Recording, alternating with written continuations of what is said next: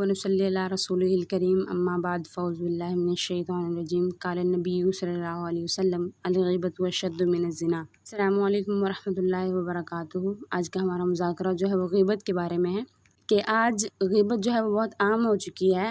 ہمیں اندازہ اس بات کا نہیں ہوتا کہ ہم اپنی محفل میں کتنے لوگوں کی کتنی غیبت کرتے ہیں۔ تو حدیث مبارکہ کا مفہوم ہے کہ حضور فرماتے ہیں کہ غیبت جو ہے وہ زنا سے زیادہ سخت کام ہے۔ حضرت ابو سعید اور حضرت جابر بیان کرتے ہیں کہ نبی کریم صلی اللہ علیہ وسلم نے فرمایا کہ غیبت زنا سے زیادہ سخت اور بڑا گناہ ہے۔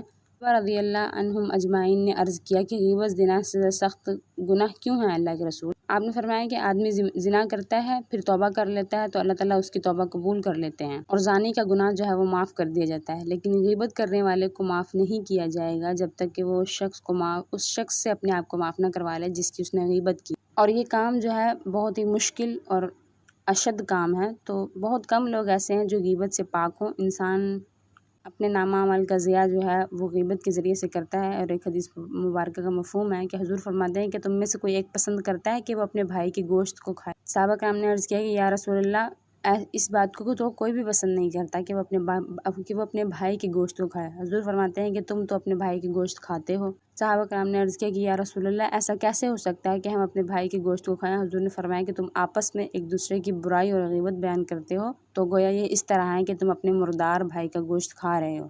تو غیبت سے بچنے کا عمل اور راستہ جو ہے وہ یہی ہے کہ غیبت نہ کی جائے، کہیں بھی کسی کی بھی غیبت نہ کی جائے، کسی کی بات کا ذکر نہ کیا جائے، الا یہ کہ اسے نصیحت کی جائے یا اس کی اچھائی بیان کی جائے یا اس کی بھلائی کا ذکر کیا جائے۔ اور اگر غیبت ہو جائے تو غیبت کی معافی جو ہے وہ طلب کی جائے۔ معافی مانگتے وقت فساد اور فتنہ بڑھتا ہو تو اس آدمی یا اس کے کسی اور خادم کے ذریعے سے اس سے معافی مانگے، اور جس آدمی کی غیبت کی ہے تو اس کے لیے حق ہے کہ اس کی اچھائی بیان کرے اور اس کے لیے مغفرت کی دعا کرے اور اللہ تعالیٰ سے معافی کی امید رکھے اور غیبت سے بچتا رہے۔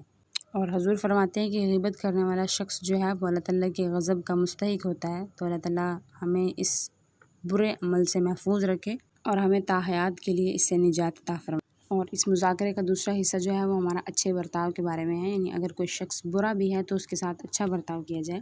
حدیث مبارکہ کا مفہوم ہے، حضرت عائشہ صدیقہ بیان کرتی ہیں کہ ایک دن ایک آدمی نبی کریم صلی اللہ علیہ وسلم کی خدمت میں حاضر اور اس نے آپ صلی اللہ علیہ وسلم کے پاس آنے کی اجازت طلب کی۔ آپ صلی اللہ علیہ وسلم نے اسے اجازت دے دی۔ آپ نے فرمایا کہ یہ اپنی قوم کا سب سے برا شخص ہے۔ اجازت کے بعد جب وہ شخص آپ صلی اللہ علیہ وسلم کے پاس آ کر بیٹھا تو آپ نے اس سے نہایت خندہ پیشانی کے ساتھ گفتگو کی اور اس سے آپ نے مسکرا کر بات کی۔ جب وہ آدمی چلا گیا تو حضرت عائشہ صدیقہ فرماتی ہے کہ میں نے کہا یا رسول اللہ، آپ نے اس شخص کو ایسا کہا، یعنی آپ نے اس شخص کے بارے میں فرمایا کہ یہ اپنی قوم کا سب سے برا آدمی ہے، اور اس کے بعد پھر آپ نے اس سے خندہ پیشانی کے ساتھ بات بھی کی اور خوب اچھی اور میٹھی باتیں کی۔ نبی کریم صلی اللہ علیہ وسلم نے فرمایا کہ تم نے مجھے کب بد زبان اور بد اخلاق پایا ہے؟ اللہ تعالیٰ کے نزدیک قیامت کے دن بدترین شخص وہ ہوگا جس کو لوگ اس کی بد زبانی اور بد اخلاقی کی وجہ سے چھوڑ دیں۔ تو شیریں کلام اور خوش اخلاقی جو ہے وہ اللہ تعالیٰ کے نزدیک انتہائی اونچے درجے کا اعمال ہے، اور اس قدر اہم ہے کہ اس میں کوتاہی ہو جائے تو انسان جو ہے وہ جہنم میں بھی جا سکتا ہے۔ تو کہتے ہیں کہ خوشحالی اور خوش اخلاقی کے مستحق صرف مسلمان اور اچھے لوگ نہیں ہیں، بلکہ برے لوگ اور دشمن اور کافر بھی اس کے مستحق ہیں، کیونکہ اللہ تعالیٰ فرماتے ہیں قولوا للناس حسنا، کہ تم لوگوں سے اچھی اور میٹھی بات کرو۔ تو اللہ تعالیٰ ہمیں